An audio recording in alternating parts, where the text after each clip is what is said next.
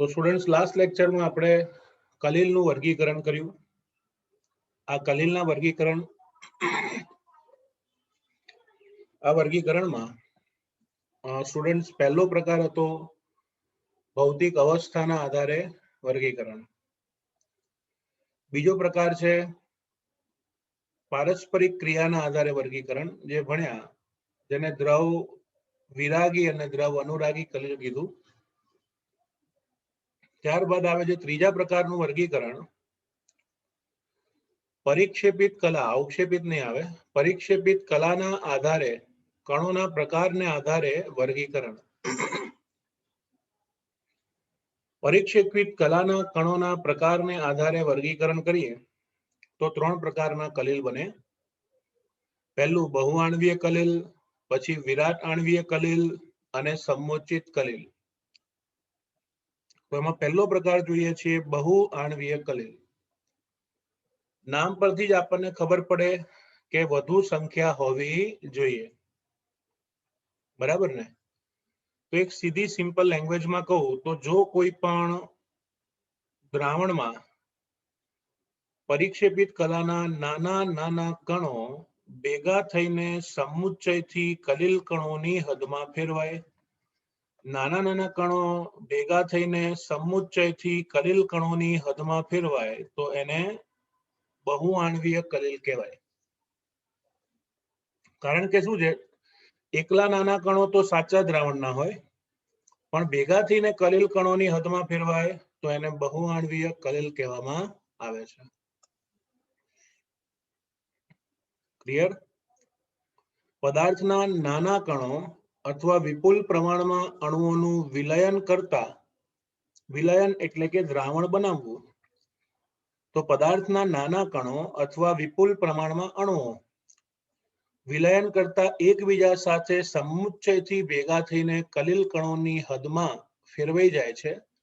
કલીલ કણોની હદ કેટલી? 1 થી 1000 નેનોમીટર.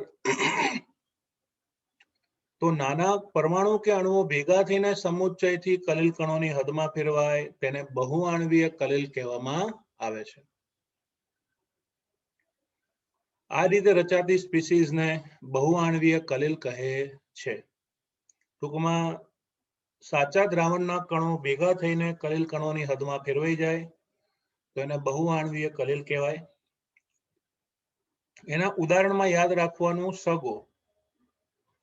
દુનિયામાં કોઈ કોઈનું સગું હોતું નથી. સગો એટલે કે સલ્ફરનો વિલય અને ગોલ્ડનો વિલય. ગોલ્ડના અસંખ્ય પરમાણુ એકબીજા સાથે જોડાઈને જે કલીલ કણોની હદમાં ફેરવાય એને ગોલ્ડ સોલ કે ગોલ્ડ વિલય કહેવાય. અને સલ્ફરના સોલમાં 1000 અથવા તો વધારે સલ્ફરેટના અણુઓ ભેગા થઈને કલીલમય કણોની હદમાં ફેરવાય છે. બરાબર? સલ્ફરના કેસમાં અણુઓ હોય, એસેટ અણુઓ, અને 100 એના પરમાણુ હોય. તો આમ સગો યાદ રાખવાનું, સલ્ફર કે ગોલ્ડના વિલય એટલે કે સોલ એ બહુઆણવીય કલીલ તરીકે વર્તે છે. ત્યારબાદ બીજો પ્રકાર છે વિરાટ આણવીય કલીલ. વિરાટ આણવીય કલીલ એમાં એનાથી ઊંધું કે મોટા કદનો કોઈ અવક્ષેપિત કણ હોય, એને યોગ્ય માધ્યમમાં લેવામાં આવે તો ભાંગી નાખવું, તોડી નાખવું, ભૂક્કો કરી નાખવું અને છેવટે કલીલ કણોની હદમાં ફેરવાય તો વિરાટ અણુમાંથી બન્યો, એટલા માટે એને વિરાટ આણવીય કલીલ કહેવામાં આવે છે. વિરાટ અણુઓ યોગ્ય દ્રાવકમાં દ્રાવણ બનાવે છે, જેમાં વિરાટ અણુઓનું કદ કલીલમયના કદના ગાળામાં હોય છે. એટલે કે મોટો અણુ હોય એ નાનો થઈને કલીલ કણોની હદમાં ફેરવાઈ જાય. આવી પ્રણાલીને વિરાટ આણવીય કલીલ કહે છે. આવી પ્રણાલીને વિરાટ આણવીય કલીલ તરીકે ઓળખવામાં આવે છે. ઓકે, આ વિરાટ આણવીય કલીલ એમાં બે પ્રકાર છે. પહેલું કુદરતી વિરાટ આણવીય કલીલ અને બીજું માનવ સર્જિત વિરાટ આણ્વીય કલિલ. કુદરતી વિરાટ આણ્વીય કલિલમાં આવશે સ્ટાર્ચનું દ્રાવણ, સેલ્યુલોઝનું દ્રાવણ, પ્રોટીનનું દ્રાવણ, ઉત્સેચકનું દ્રાવણ. તો સ્ટાર્ચ, સેલ્યુલોઝ, પ્રોટીન, ઉત્સેચક એ કુદરતી વિરાટ આણ્વીય કલિલ છે. જ્યારે કોઈ પણ માનવ સર્જિત પોલિમર હોય,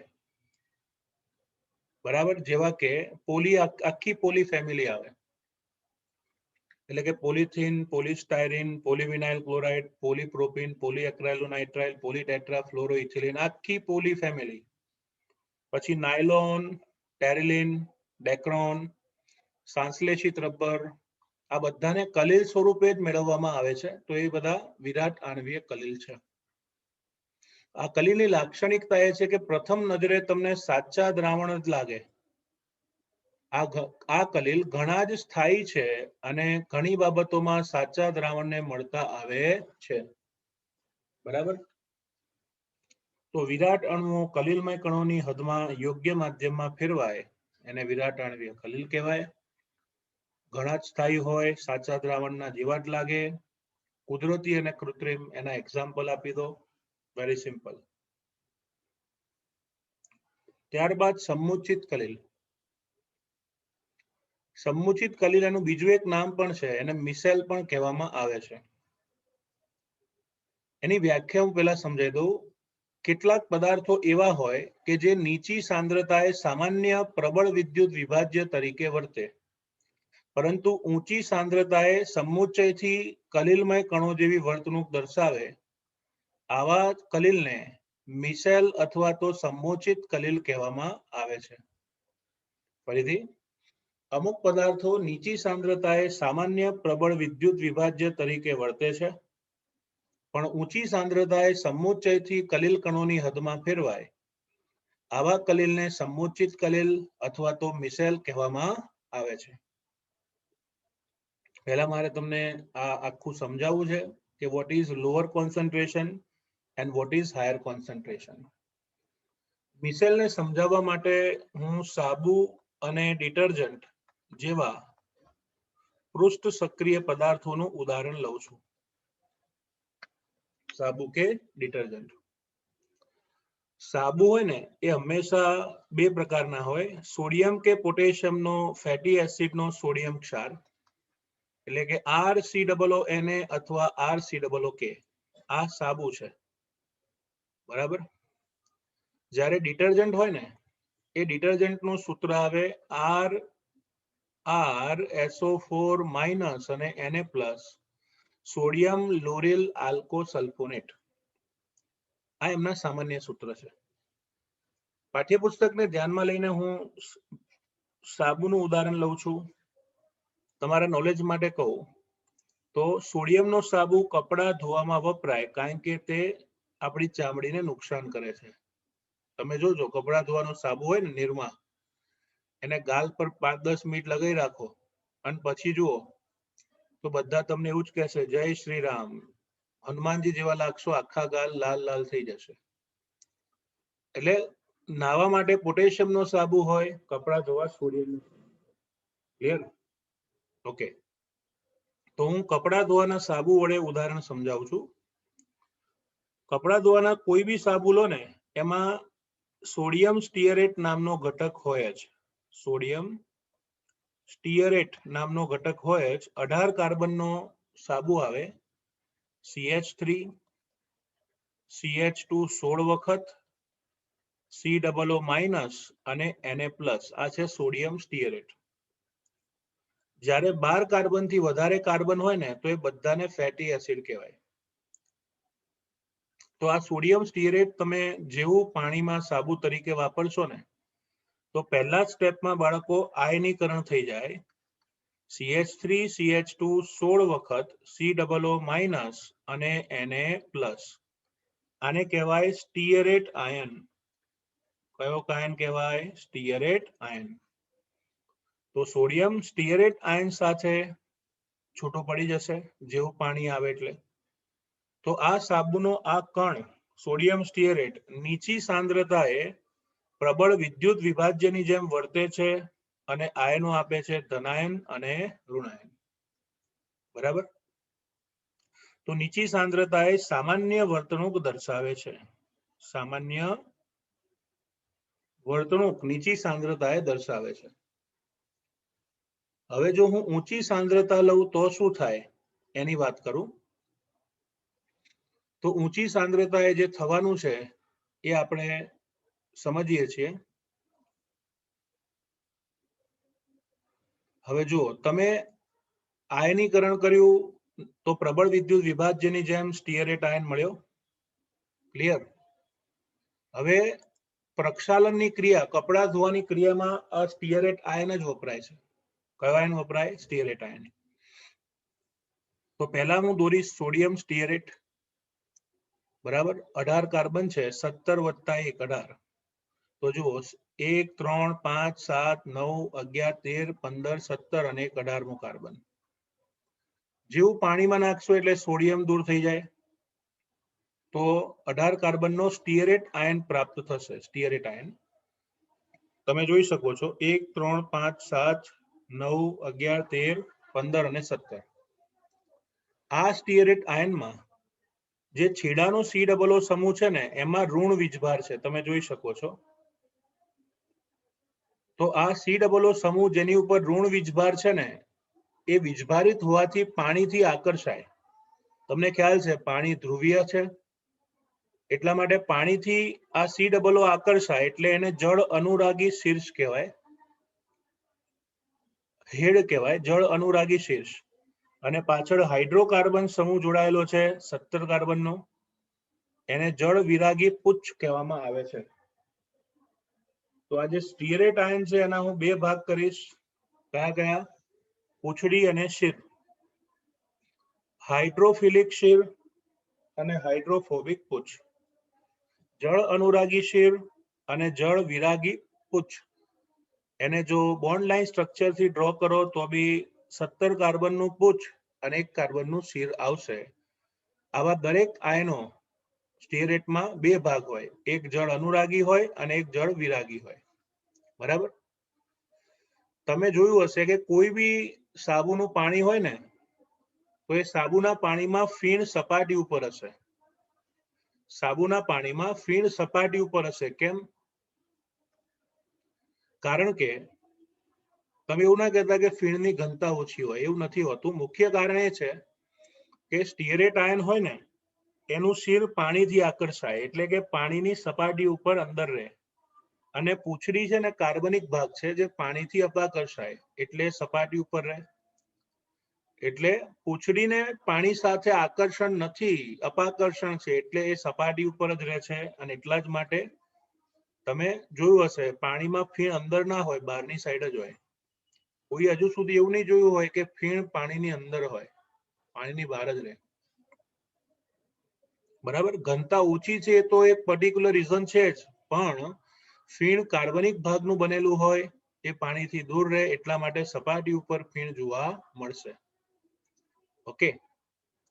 તો હવે શું કરીશું? હવે આપણે બાળકો કોઈ ડાઘને દૂર કરી રહ્યા છીએ. બરાબર. ધારો કે કોઈ કપડા ઉપર તૈલી બિંદુનો ડાઘ અથવા તો ગ્રીસનો ડાઘ પડેલો છે. જેમ કે આ કપડાની સરફેસ છે એની ઉપર આ ગ્રીસનો ડાઘ પડ્યો. બરાબર. કોનો ડાઘ પડ્યો છે? ગ્રીસનો. તમે સાબુ ઘસવાનું શરૂ કરો એટલે તમે જોઈ શકો છો કે જેવું સાબુ ઘસશો ને એટલે આ પેલો ગ્રીસ છે, હું જે યલો કલર થી દર્શાવું છું ને એ ગ્રીસ વાળો ભાગ છે, ગ્રીસ. Okay, clear. અને આજુબાજુ સામાન્ય કાપડ છે. તો તમે જેવો સાબુ ઘસવાનું શરૂ કરશો તો સ્વાભાવિક છે શિર કોણાથી આકર્ષાય? પાણીથી. અને પૂંછ પાણીનો વિરોધ કરે. પૂંછ કાર્બનિક હોવાથી તે તેલ પ્રત્યે આકર્ષાય અથવા તો ગ્રીસ પ્રત્યે આકર્ષાય. તો શિર પાણીથી આકર્ષાશે અને પૂંછડી ગ્રીસથી આકર્ષાશે. તમે સાબુ ઘસવાનું શરૂ કર્યું તો ગ્રીસની સપાટી ઉપર છે ને આ પૂંછડી ચોંટી જાય. ગ્રીસની સપાટી ઉપર પૂંછડી આકર્ષાય. પાણીમાં કપડા ધોતા હશો એટલે ગ્રીસની બહાર પાણી હોય તો પાણીથી શિર આકર્ષાય. તો નીચી સાંદ્રતા એ સામાન્ય વર્તણૂક છે, પણ જેમ જેમ તમે સાબુ વધારે ઘસતા જાઓ, ફીણ વધારે ઉત્પન્ન થશે, વધારે આયનીકરણ થશે, વધારે અણુઓ જોડાશે, તો આમ થાય છે શું, તો ધીમે ધીમે આ આયનો ગ્રીસની સપાટી ઉપર ભેગા થતા જાય છે અને લગભગ 100 જેટલા આવા આયનો ભેગા થાય, બરોબર મધ્યમાં સમુચ્ચિત થાય. તમે જુઓ દરેકની પૂંછડી કેન્દ્રિત થયેલી છે. તો આ પ્રકારની અવસ્થામાં આખે આખું ગ્રીસ અને આયનો એક આયનિક મિસેલની જેમ વર્તે છે. ઓછી સાંદ્રતા હોય તો ગ્રીસ દૂર થતું નથી, પણ વધારે સાંદ્રતા હોય તો જ દૂર થાય. તો એ જે અવસ્થા છે એને આયનિક મિસેલ કહેવામાં આવે છે. ક્લિયર? તો આ રીતે ગ્રીસની સપાટી ઉપર બધા 100 થી વધુ કે 100 જેટલા આયનો ભેગા થઈને મિસેલ બનાવે. જેવું મિસેલ બની જાય ત્યારબાદ તમે પાણી વડે એને ધો, વોશ બાય વોટર. તમે પાણી વડે એને ધો એટલે સૌથી પહેલા તો પાણી દૂર થાય. અમુક લોકો ધોકો મારે, નીચોવે, બરાબર, પછી વોશિંગ મશીન હોય એમાં ફરતા હોય, તો એમાં સૌથી પહેલું પાણી દૂર ખેંચાય. પાણી ખેંચાય, પાણી સાથે આકર્ષાયેલો શિર છે, શિર ખેંચાય, શિરની જોડે પૂંછડી જાય અને પૂંછડી ગ્રીસને પણ લઈ જાય, અને આ પદ્ધતિથી ગ્રીસ સપાટી ઉપરથી દૂર થાય છે અને પાણીના દ્વારા સાબુ વડે પ્રક્ષાલનની ક્રિયા કહેવામાં આવે છે. તો અહીંયા બધું તમને એ જ સમજાવ્યું છે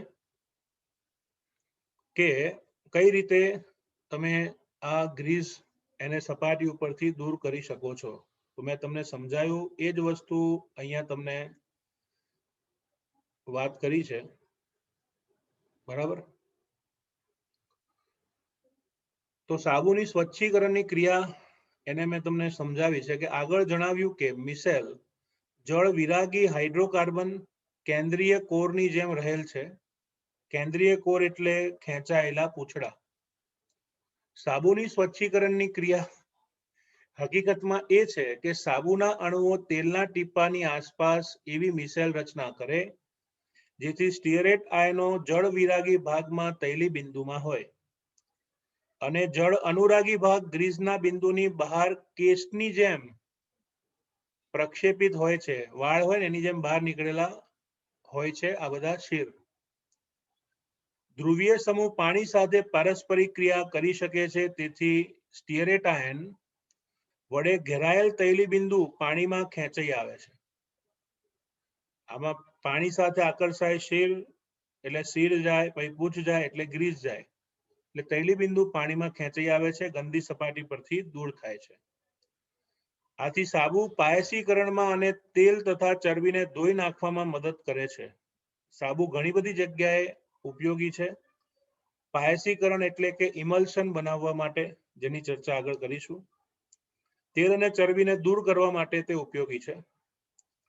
ગોલિકાની આજુબાજુનું ઋણભારિત ઢાંકણ તેમને એકઠા થઈને સમુચ્ચય બનાવવામાં રોકે છે. ગોલિકા છે ને એની આજુબાજુમાં ઋણભારિત ઢાંકણ છે, એ તેમને સમુચ્ચય બનાવીને ભેગા થવામાં રોકે છે. આ ઋણ વીજભાર છે ને એકબીજા પ્રત્યે અપાકર્ષાય એટલે બને ત્યાં સુધી ભેગો થવા દે નહીં. તો આ છે સાબુની સ્વચ્છીકરણની ક્રિયા. ઓકે, તો આપણે સાબુનો ઉપયોગ કરીને કપડાં કઈ રીતે ધોવાય એ જોયું. સાબુની જેમ ડિટર્જન્ટ જોઈતો હોય, મોટાભાગે આજકાલ આળસુ લોકો ડિટર્જન્ટ વાપરતા હોય છે. તો ડિટર્જન્ટનું ઉદાહરણ છે સોડિયમ લોરિલ સલ્ફેટ, બરાબર. 12 કાર્બનનો આયન છે, CH3CH2 11 SO4- અને Na+. તો સોડિયમ લોરિલ સલ્ફેટ એનું સૂત્ર છે CH3CH2 11 SO4- Na+. 12 કાર્બનનો સલ્ફેટ ક્ષાર ડિટર્જન્ટ.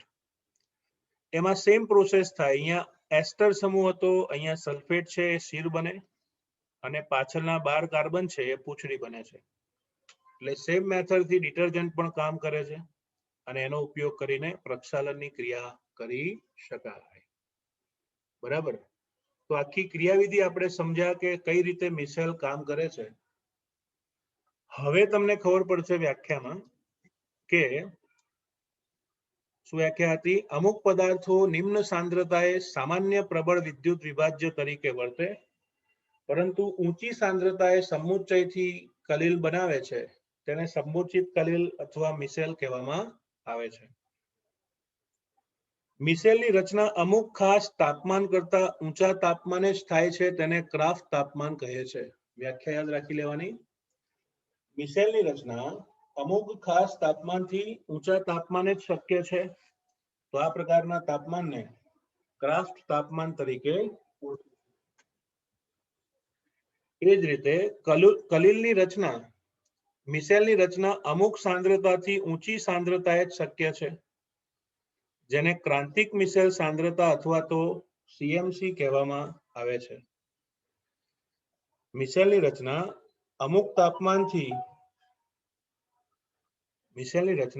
તાપમાનથી ઊંચા તાપમાને જ શક્ય છે, તો ક્રાફ્ટ તાપમાન, અને અમુક સાંદ્રતાથી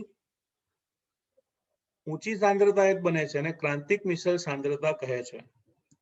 ફરી પાછું કીધું છે કે મંદન કરતા આ કલીલ વ્યક્તિગત આયનમાં ફેરવાઈ જાય, એટલે તમે પાણી વધારે પડતું ઉમેર દો તો બધા પેલા ભેગા થયેલા આયનો છૂટા પડી જાય અને અલગ આયન તરીકે વર્તે છે. પૃચ્છ સક્રિય પદાર્થો જેવા કે સાબુ અને ડિટર્જન્ટ આ એના ઉદાહરણ છે. અને ગઈ સાલ ગુજસેટમાં પૂછાયેલો પ્રશ્ન છે કે સાબુ માટે સીએમસી નું મૂલ્ય કેટલું છે? ક્રાંતિક મિસેલ સાંદ્રતા કેટલી? તો 10⁻⁴ થી 10⁻³ મોલર. આ બોર્ડના લેખકોએ એટલે કે પેપર સેટરે મજા કરી હતી. એ લોકોએ આ રીતે આપ્યું હતું 0.0001 મોલર થી આવું. એટલે આપણે તો આવું થિયરીમાં જોયું જ ન હોય. ધ્યાન રાખજો 10⁻⁴ મોલ પર લિટર એટલે કે મોલર થી 0.001 મોલર જેટલી. ક્લિયર? વધુમાં આ કલીલ બંને પ્રકારના ભાગ ધરાવે છે, દ્રવ વિરાગી અને દ્રવ અનુરાગી. મિસેલ 100 અણુ કે વધારે અણુઓ ધરાવતા હોય છે. તમારા કોર્સમાં માત્ર આટલો જ ભાગ છે, મિસેલની ક્રિયાવિધિ ઓમિટ કરેલી છે, પણ એને સમજ્યા વગર વ્યાખ્યાઓમાં ખ્યાલ આવે એવો નથી. એટલે મારું તો એવું માનવું જ છે કે આપણે એટલીસ્ટ જ્યારે બી આ થિયરી તૈયાર કરીએ ત્યારે 1-2 વખત વાંચન કરી લેવી, જેથી લાંબા સમય સુધી તમે એને યાદ રાખી શકો. ક્લિયર? તો મિસેલની ક્રિયાવિધિ તમારે કરવાની નથી, એટલે અહીંયા સુધી 5.7 સુધી કશું જ કરવાનું નહીં ક્રિયાવિધિમાં. ઓકે, ચલો આગળ વધીએ છીએ. 5.4.4 કલીલની બનાવટ. સૌથી પહેલી વાત એ છે, તો મુદ્દાની વાત સ્ટુડન્ટ્સ આપણી એ છે કે કલીલ છે ને એના મુખ્યત્વે બે પ્રકાર છે. કલીલ હોય ને એના મુખ્યત્વે બે પ્રકાર હોય.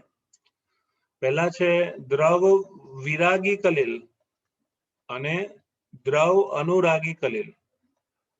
હવે અનુરાગી કલીલમાં તો કોઈ પદ્ધતિની જરૂર પડશે જ નહીં. તમે કલા અને માધ્યમ ભેગા કરો એટલે સીધું કલીલમય દ્રાવણ બની જાય. પણ જો દ્રવ વિરાગી કલીલ હોય તો એને વિવિધ પદ્ધતિઓ દ્વારા બનાવવો પડે અને મનાવવો પણ પડે. એટલે દ્રવ વિરાગી અને દ્રવ અનુરાગી એમાં આટલું ખાસ ધ્યાન રાખજો, એક બી મેથડની જરૂર નથી અનુરાગીમાં. વિરાગી માટે તમારે આ બધું કરવું પડે છે. એટલું જ નહીં, દ્રવ વિરાગી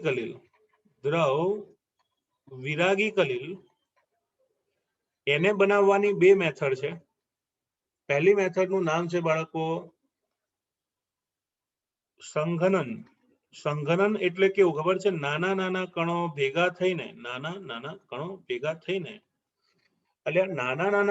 ભેગા થઈને સમુચ્ચયથી કલીલમય હદમાં ફેરવાય, એને સંઘનન કહેવાય.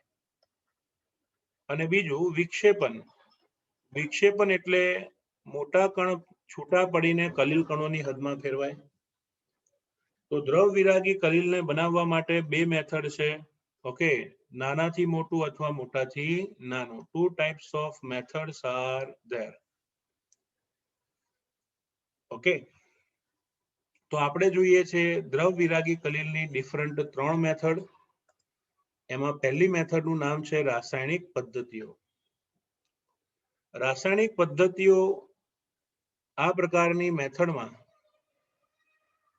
સંઘનન પદ્ધતિ કહેવાય છે. આ રાસાયણિક પદ્ધતિ એક પ્રકારની સંઘનન પદ્ધતિ છે. કઈ રીતે સમજાવું? એમાં પહેલી મેથડનું નામ છે દ્વિવિઘટન.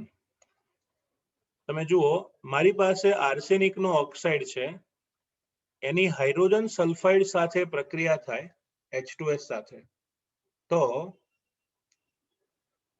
આર્સેનિક સલ્ફાઇડ ઓક્સાઇડની હાઇડ્રોજન સલ્ફાઇડ સાથે પ્રક્રિયા થાય તો સ્ટુડન્ટ્સ 3 H2 અને 3 ઓક્સિજન ભેગા થઈને પાણી આપે, બનાવશે 3H2O. ઓકે, અને આર્સેનિક સલ્ફાઇડના સોલ બનાવે છે AH2S3. આર્સેનિક સલ્ફાઇડ AH2S3 ના સોલ બનાવે છે. ક્લિયર? AH2S3 એના સોલ બનાવશે. તો આમાં શું થયું ખબર છે? બંનેના વિઘટન થયા, બેઉ છૂટા પડ્યા, બંનેના વિઘટન બેઉ છૂટા પડ્યા અને પછી સોલ બન્યો, એટલા નામ આપ્યું છે દ્વિવિઘટન. પહેલાનો ધનાયન, બીજાનો ઋણાયન, પહેલાનો ઋણાયન, બીજાનો ધનાયન. તો આમ દ્વિવિઘટનથી આર્સેનિક સલ્ફાઇડનો સોલ પ્રાપ્ત થાય છે. આમાં કેવું હોય, આર્સેનિક સલ્ફાઇડ એક કેમિકલ છે, એના અણુઓ એકબીજા સાથે ભેગા થઈ સંઘનન કરે છે ને, એટલે રાસાયણિક પદ્ધતિમાં સંઘનન કહેવાય છે. તો પહેલું એક્ઝામ્પલ છે દ્વિવિઘટન. બીજું એક્ઝામ્પલ ઓક્સિડેશન. સલ્ફર ડાયોક્સાઇડ વાયુને હાઇડ્રોજન સલ્ફાઇડના દ્રાવણમાંથી પસાર કરો તો 2 ઓક્સિજન અને 2H2 ભેગા થઈને આપશે 2H2O પાણી, અને 1 સલ્ફર અને બાકીના 2 સલ્ફર ભેગા થઈને આપશે 3 સલ્ફર. તો આ રીતે સલ્ફરના સોલ પ્રાપ્ત થાય છે. એટલે લખાય SO2 પ્લસ 2S 3S એટલે કે સોલ પ્રાપ્ત થશે. તો સલ્ફરના કણો પણ નાના નાના ભેગા થઈ સંઘનનથી સોલ બનાવે છે. અત્રે સલ્ફરનો ઓક્સિડેશનાંક -2 થી વધીને 0 થયો એટલે એને ઓક્સિડેશન પદ્ધતિ તરીકે ઓળખીશું. આમ તો આખી પ્રક્રિયા રેડોક્સ છે. કઈ રીતે રેડોક્સ છે? તો SO2 માં સલ્ફરનો ઓક્સિડેશનાંક 4 માંથી 0 થયો તો એનું રિડક્શન જ કહેવાય ને. સલ્ફરનો ઓક્સિડેશનાંક 4 થી 0 થયો તો એને રિડક્શન કહેવાય. પણ ફોકસ કરવાનું ટોપિક પર, ઓક્સિડેશન કોનું થયું? સલ્ફરનું. એટલે આને ઓક્સિડેશન પદ્ધતિથી સોલ બન્યો કહેવાય. રિડક્શનની પ્રક્રિયામાં બી એવું જ છે. જુઓ, સોનું એનો ટ્રાયક્લોરાઇડ, ઓકે, ફોર્માલ્ડિહાઇડ સાથે સોનું 3 ક્લોરાઇડ, ગોલ્ડ 3 ક્લોરાઇડની જલીય માધ્યમમાં રિડક્શનની પ્રક્રિયા થાય તો AuCl3, એમાં ગોલ્ડનો ઓક્સિડેશન નંબર 3 છે, એમાંથી સોનું છૂટું પડી જાય અને અવક્ષેપિત થઈ સોલમાં ફેરવાઈ જશે. તમે જુઓ, હાઇડ્રોજન ગણો, 3 દુ 6 અને ક્લોરીન પણ 3 દુ 6 હાઇડ્રોજન 6 ક્લોરીન ભેગા થઈને આપશે 3HCl. ત્રણેય ઓક્સિજન અહીંયા દાખલ થઈને બનાવે છે 3HCHO, મતલબ આલ્ડિહાઇડનું ઓક્સિડેશન આપશે કાર્બોક્સિલિક એસિડ, તો ફોર્મિક એસિડ મળે છે. તો આમાં ગોલ્ડનો ઓક્સિડેશનાંક 3 થી ઘટીને 0 થયો એટલા માટે એને શું કહેવાય? રિડક્શન. શું કહેવાય? રિડક્શન. તો આમ ગોલ્ડનું રિડક્શન છે એટલે રિડક્શનથી સોલ બનાવ્યો. ચલો છેલ્લે જળ વિભાજન. ફેરિક ક્લોરાઇડ FeCl3 એનું જળ વિભાજન થાય તો એઝ યુ નો ધેટ પાણીના આયનો આવે H+ અને OH-. તો 3 મોલ પાણી આપશે 3H+ અને 3OH-. તો 3 ક્લોરીન 3 હાઇડ્રોજન શું આપે? 3HCl. જળ વિભાજન થયું ને. અને OH છે 3 Fe સાથે જોડાય તો ફેરિક હાઇડ્રોક્સાઇડના સોલ પ્રાપ્ત થશે. ફેરિક હાઇડ્રોક્સાઇડના સોલ પ્રાપ્ત થાય છે. આ મેથડને કહીશું આપણે જળ વિભાજન. તો બુકમાં ખાસમ ખાસ એડ કરી નાખજો કે રાસાયણિક પદ્ધતિ એક પ્રકારની સંઘનન પદ્ધતિ છે એનો ઉપયોગ કરીને તમે સોલ બનાવી શકો છો. એના કેટલા પ્રકાર આપ્યા? દ્વિવિઘટન, ઓકે, પછી ઓક્સિડેશન, પછી રિડક્શન અને જળ વિભાજન. ઓકે, DDO RH શોર્ટમાં યાદ રાખવાનું, ડબલ ડીકોમ્પોઝિશન, ઓક્સિડેશન, રિડક્શન અને જળ વિભાજન, હાઇડ્રેશન. અથવા તમારી રીતે યાદ રાખવાનું તો ઓરી દ્વિજ, આટલું યાદ રાખવાનું. ઓક્સિડેશન, રિડક્શન, દ્વિવિઘટન અને જળ વિભાજન, ઓરી દ્વિજ. ઓકે, સો આ રાસાયણિક પદ્ધતિથી કલિલમય સોલની બનાવટ કહેવાય.